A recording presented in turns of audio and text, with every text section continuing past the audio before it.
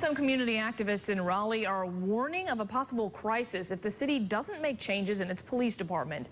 They criticize city leaders for not doing more to hold police accountable. CBS North Carolina's Michael Highland is here with details on what the city's saying in response. Michael? Members of a community task force have been meeting with city leaders the last few months, but now those meetings have stopped. And so there are people who are frustrated that they aren't seeing action.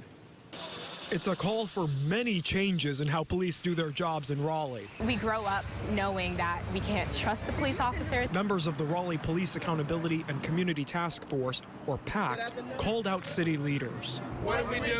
Stand up, fight back. After months of meetings, they want city council to make changes. But now we're getting a non-receptive or passive reaction towards our policies.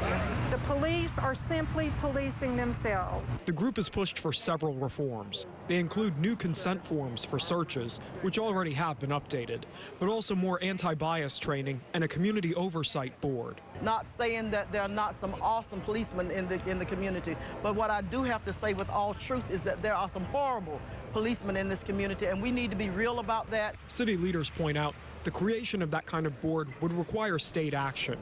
A spokesman for the Raleigh Police Protective Association pushed back on that proposal, telling CBS North Carolina, quote, "The community is not trained on how police officers do their jobs. There currently is internal affairs within the police department that holds police officers accountable." And we need to start taking measures to get those policemen out of the Raleigh Police Department before we suffer yet another crisis in our community. The city gave us this 5-page response to the group, which you can check out on WNCN.com. It calls for broader discussions in the community, but says additional meetings with PACT are not warranted.